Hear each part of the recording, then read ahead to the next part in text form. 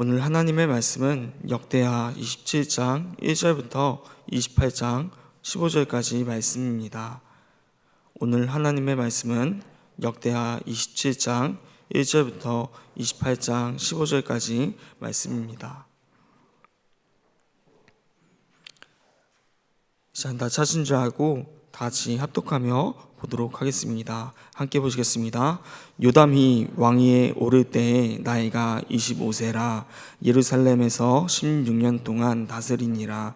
그의 어머니의 이름은 여르사요 사독의 딸이더라.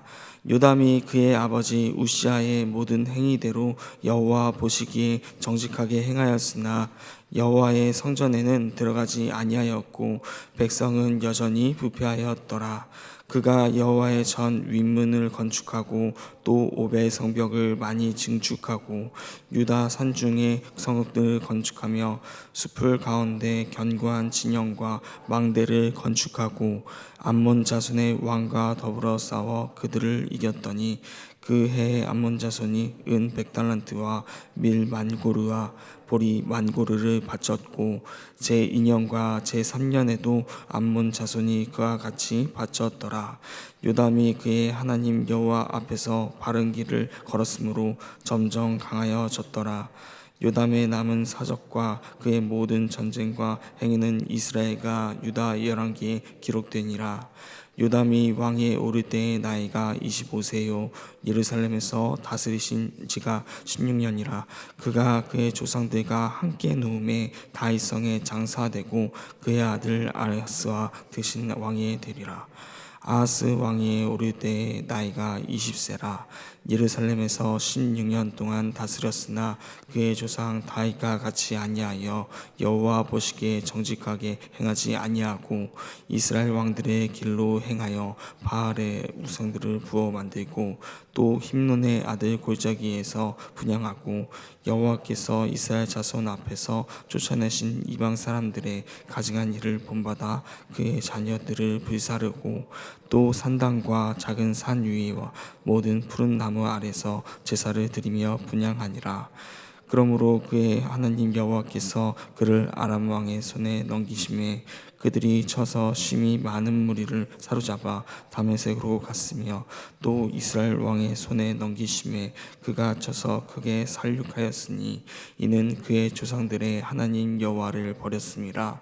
르멜야의 아들 베가가 유다에서 하루 동안에 용사 12만 명을 죽였으며 에브라임의 용사 시그리는 왕의 아들 마아세야와 국내 대신 아스리간과 총리 대신 엘가나를 죽였더라.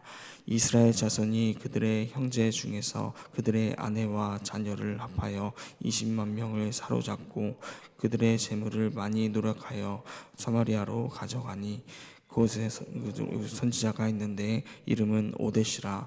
그가 사마리아로 돌아오는 군대를 영접하고 그들에게 이르되 너희 조상의 하나님 여호와께서 유다에게 진노하셨으므로 너희 손에 넘기셨거늘 너희의 노기가 충천하여 살육하고 이제 너희가 또 유다와 예루살렘 백성들을 압제하여 노예로 삼고자 생각하는도다.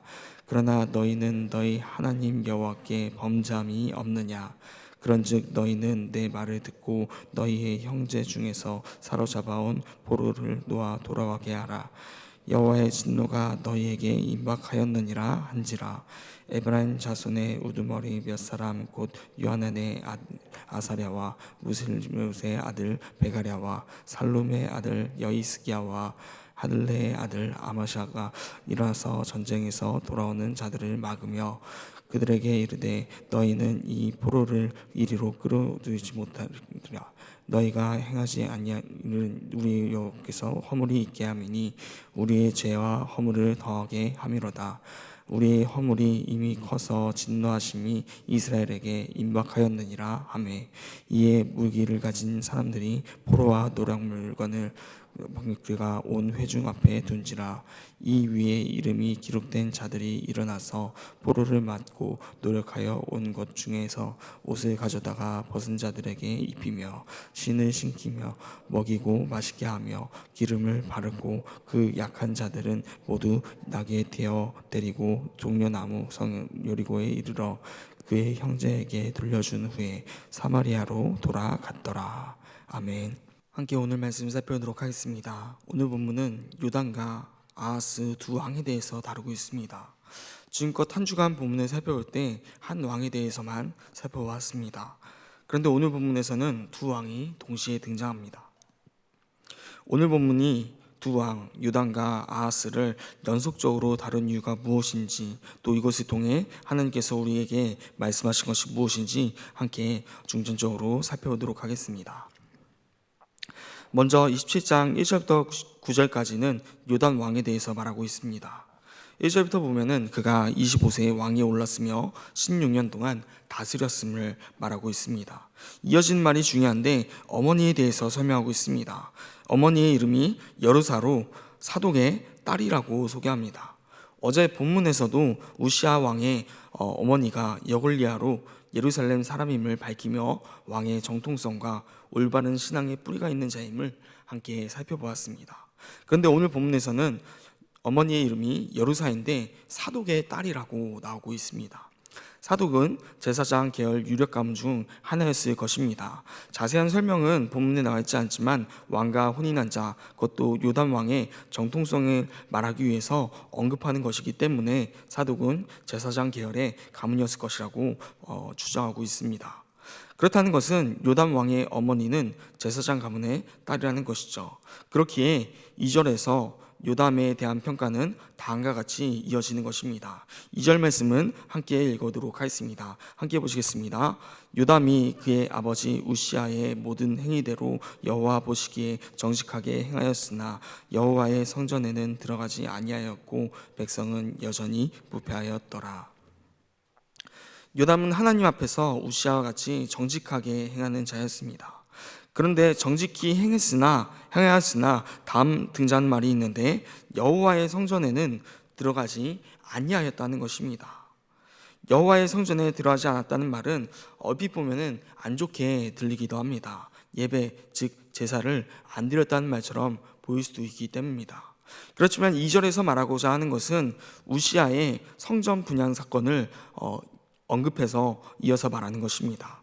본래 성소나 지성소에는 제사장만이 들어갈 수 있습니다. 그러나 우시아는 그곳에 직접 들어가 직접 분향을 하려 했던 것입니다. 이런 전제가 있다면 요담이 성전에 들어가지 않았다라는 말은 단순히 신앙이 없음을 의미하는 것이 아닙니다. 앞뒤 문맥으로 보나 그렇지 않고 아버지 우시아가 범했던 월권의 죄를 교훈 삼아 제사장의 영역을 침범하지 않는 개인적인 경건을 보여주는 긍정적인 평가로 보아야 되는 것입니다. 여러분이 이렇듯 신실한 자였습니다. 하나님 앞에서 정직히 행하였고 또 부왕 우시아의 오점이었던 성전 문제에 있어서도 그를 교훈 삼아 깨끗한 자였다는 것입니다. 그러나 요담의 긍정적인 평가 뒤에는 치명적인 단서가 붙습니다. 2절 마지막 하반절인데 이렇게 말하고 있습니다. 백성은 여전히 부패하였더라. 이것은 성전과 같이 보아야 되는데 여기서 말하는 부패는 제의적 성전 중심의 생활이 아닌 산당 예배가 성행했음을 말하는 것으로 볼 수 있습니다. 이어서 3절과 4절을 통해 요담이 내실을 다시며 나라를 강화하였음을 다시 살펴볼 수 있는데, 먼저 3절을 보면은 요담은 예루살렘 성전 윗문을 건축합니다. 이것은 부왕 우시아 때 북이스라엘 왕인 요아스에게 공격을 받아 일부 피해를 입었던 성전을 보수하는 것이며, 또 우시아가 그 초반 때 자신 사역의 초반 때에 그 내실을 다시며 모든 것을 건축하고 보수하였던 것처럼 지금 요담도 성전 윗문을 건축하는 모습을 볼 수가 있는 것입니다. 또한 동일하게 피해를 입었던 오벨성벽도 많이 증축하고 4절에서는 유다 성읍들을 건축하고 진영들과 망대를 건축하며 우시왕의 시절에 받았던 피해와 또 다시 약화됐던 시설들을 강화하며 회복하고 있음을 말하는 것입니다. 이어지는 5절은 군사적으로도 회복하였음을, 외부적으로도 회복하였음을 말합니다. 암몬 자손과 싸워서 이기고 은 100달란트와 밀 만고르와 보리 만고르를 조공으로 받으며 3년 동안이나 동일하게 영향력을 끼쳤음을 말하고 있습니다. 그러면 6절은 이 모든 내용을 정리하며 요담이 하나님 앞에서 바른 길을 걸었으므로 점점 강하여졌음을 말하는 것입니다. 이 모습은 마치 선대왕 우시아 왕이 나라를 부강병하게 이끌었던 것과 같은 평가와 같은 모습입니다. 다른 점이라면 성전 출입의 문제일 것입니다. 요담은 철저하게 우시아를 교훈 삼아 강성해진다고 교만하여서 분향하는 죄를 짓지 않았다는 것입니다. 그 후는 7절부터 9절까지는 요담이 총 16년 동안 잘 통치하고 또 그 왕위가 아하스에게 계승되었음을 말하며 요담에 대한 이야기가 마치고 있습니다. 그 이후 28장부터는 아하스 왕에 대해서 다루고 있습니다. 아하스 왕에 대해서 28장 1절과 2절 말씀만 함께 읽어보도록 하겠습니다. 1절과 2절입니다. 아하스가 왕위에 오를 때의 나이가 20세라 예루살렘에서 16년 동안 다스렸으나 그의 조상 다윗과 같지 아니하여 여호와 보시기에 정직하게 행하지 아니하고 이스라엘 왕들의 길로 행하여 바알들의 우상을 부어 만들고. 1절과 2절을 보면은 아하스 왕에 대해서 설명하고 있는데, 아하스 왕은 요담과 다르게 악한 왕이었다는 것입니다. 그는 20세의 왕위에 올라 16년을 다스렸습니다. 요담보다 5년 먼저 왕위에 오른 것 빼고는 통치 기간도 동일합니다. 그러나 아하스의 통치는 요담과 정반대였다는 것입니다. 역대 기자는 그의 조상 다윗과 같지 않다, 여호와 보시기에 정직하게 행하지 아니하였다, 또 이스라엘 왕들의 길로 행하였다라고 평가하고 있습니다. 먼저 다윗과 같지 않았다는 것은 하나님을 따라 살지 않았음을 말하는 것입니다. 그렇기에 여호와 보시기에 정직하게 행하지 않은 것입니다. 또 역대 기자는 이스라엘 왕들의 길로 행하였다고 말하고 있습니다. 다윗과 여로보암의 길을 비교하고 있는 것입니다. 아하스는 유다의 왕이지만 이스라엘 왕들과 같이 바알들의 우상을 부어 만들었습니다. 이것은 아합을 떠올리기도 하는 내용입니다. 그렇게 이스라엘 왕들의 길로 향하였다라고 표현하고 있는 것입니다. 그뿐만이 아닙니다. 그는 힘론의 골짜기에서 인신제사를 드립니다. 오늘 본문에 보면은 그의 자녀들을 불사르고라고 되어 있는데, 이것은 암몬의 신 몰렉과 연관이 있는 것으로 자신의 아들들을 인신제사로서 불태워 드렸음을 말하는 것입니다. 이것으로 끝나지 않습니다. 그는 성전이 아닌 산당에서 제사를 드리며 분향하였습니다. 부왕인 요담과는 전혀 반대되는 모습입니다. 아하스가 악한 길로 나아가자 하나님은 그를 벌하시기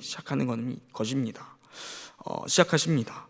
5절부터는 아람 왕의 손에 넘기시는데 많은 무리가 사로잡혀 다메섹으로 가고, 이것으로 끝나지 않고 이스라엘 왕의 손에서도 넘기시는데 크게 쳐서 살육하였다고 되어 있습니다. 단순한 전쟁이 아니라 살육이 이루어졌던 것입니다.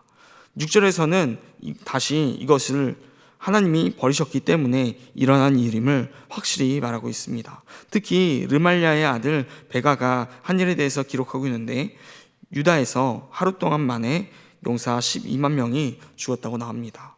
이어서 7절에서는 에브라임의 용사 시그리가 왕의 아들 마하세야와 국내 대신 아스리간과 또 총리 대신 엘가나를 죽였다라고 말하고 있습니다. 아하스의 제약으로 말미암아 유다에서 12만 명의 용사들이 죽고, 또 7절에서 유다의 지도자 또한 안전하지 않았음을 말하고 있는 것입니다. 심지어 이것으로 끝나지 않습니다. 8절을 보면은 20만 명이 사로잡혀가고 또 재물도 노력하여 사마리아로 사로잡혀 갑니다. 이곳에 사로잡힌 20만 명은 단순히 전투를 벌였던 용사들이 아닙니다. 그들의 아내와 자녀들까지도 사로잡혀 가기 때문입니다. 한 명의 지도자가 잘못된 길을 걷자 백성들 또한 더 타락하여 심판을 받게 되어 나라 자체가 풍비박산 나는 것입니다. 그렇게 북이스라엘이 유다 백성을 사로잡아 끌고 가고 있는데, 오데시라는 선지자가 군대에게 말하는 것이죠. 9절부터 11절까지 내용인데 요약하자면 다음과 같습니다. 지금의 승리는 하나님께서 유다를 심판하시려고 자신들을 도구로서 삼으셨다는 것입니다. 그런데 도가 지나쳐서 그들을 살육하고 또 포로로 잡았다라고 말하는 것입니다. 하나님의 진노가 이번에는 이스라엘에게 임했으니 유다의 포로를 돌아가게 하라라고 말합니다. 그 말을 듣고 에브라임 자손의 우두머리들이 돌아오는 자들에게 말하여 선지자 말에 순종하게 합니다. 그들은 즉각적으로 순종하여서 자발적으로 포로와 또 노력한 물건들을 회중 앞에 두고 포로들에게 벗은 자들을 입히며 신을 신기고 먹이고 마시게 하며 기름을 바르고 약한 자들을 모두 나귀에 태워서 데리고 여리고에 이르러 돌려준 후 다시 사마리아로 돌아갑니다. 물론 북이스라엘은 죄가 관여하였기 때문에 결국 나중에 보면은 심판을 받게 됩니다. 그럼에도 이러한 내용이 들어간 이유가 무엇일까요? 역대기자가 아하스의 모습과 대조하기 위함이 아니었을까 생각해 봅니다. 아하스는 자신의 자녀들까지도 흰눈의 골짜기에서 불살라 우상 숭배하던 자였습니다.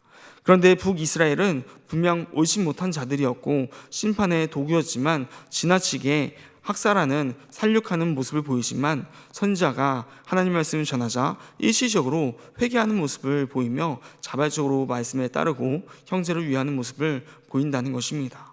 이것을 통해서 아하스가 얼마나 악한지에 대해서 다시 한번 보여주는 부분이 아닌가 생각해 봅니다.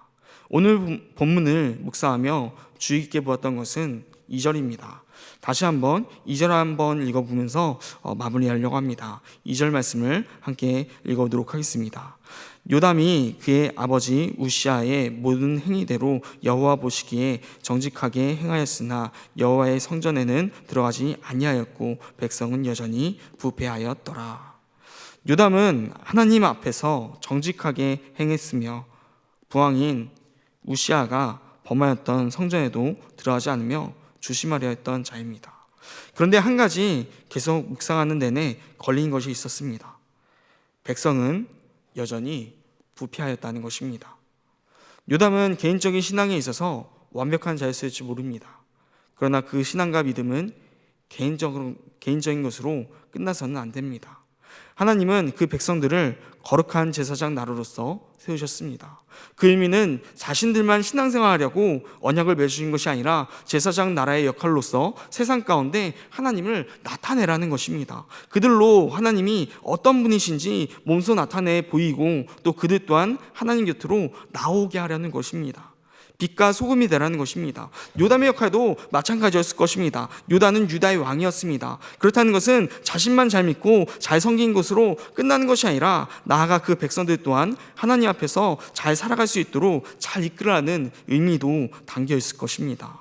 그렇게 역대 선한 왕들은 정치적으로 군사적으로 뛰어난 왕들이 아니라 하나님 앞에서 온전한 자들, 특히 종교개혁을 통해서 백성들의 신앙과 믿음 또한 하나님 앞에 온전하게 한 자들을 말하지 않나 생각해 봅니다. 또 악한 왕들은 자신들뿐만 아니라 백성들까지도 하나님 앞에서 나아가지 못하게 한 타락한 자들을 의미할 것입니다. 요담은 부강병하게 나라를 만들며 하나님 앞에서 신실한 자였지만 이러한 관점으로 볼 때 온전하지 못한 자였습니다. 그 부패한 백성들 가운데 누가 있었을까요? 그 부패한 백성들 가운데는 자신의 아들인 아하스 왕도 있지 않았을까 생각해 봅니다. 결국 오늘 본문 가운데 요담 왕과 아하스 왕을 대조하며 하나님 앞에서 선한 왕과 악한 왕으로서 바라보지만 요담의 진정한 문제는 자신은 지켰으나 다음 세대가 살아갈 영적인 토양을 지키지 못한 것입니다.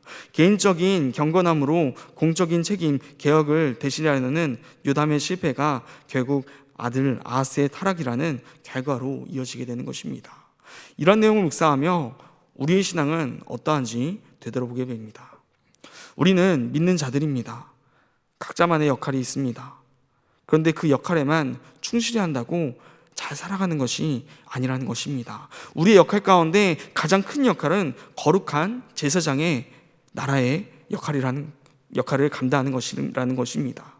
우리의 모습은 어떠합니까? 오늘 하루 살아가실 때 가장 중요한 것은 나만 하나님 앞에서 살아간다고 되는 것이 아니라는 것을 기억하기 소망합니다. 이미 우리는 새벽 기도를 통해서 개인적인 경건을 충분히 쌓으며 하나님 앞에서 살아가기를 원하는 자들입니다. 그러나 이것으로 단순히 요단과 같이 개인적인 것으로 끝나서는 안 된다는 것입니다. 오늘 하루 살아가실 때 요단처럼 나만 깨끗하려는 개인적인 건건에서 머무는 것이 아니라 우리가 속한 공동체와 만나는 모든 이들 가운데 거룩한 제사장 나로로서 적극적인 영향력, 빛과 소금과 같은 역할을 그 영향력을 흘려보낼 수 있는 믿음의 사람들이 되어야 한다는 것입니다. 오늘 하루 어떤 자들을 만나십니까? 또 어디로 나아가십니까? 주님께서 그들을 만나게 하신 이유가 무엇일까요? 함께 기도하며 나아가실 때 그것을 묵상하며 주님께서 보내신 곳 나아가 주님 원하시는 자들에게 그 선한 영향력을 끼치며 나아갈 수 있는 오늘 하루 되기를 간절히 소망합니다.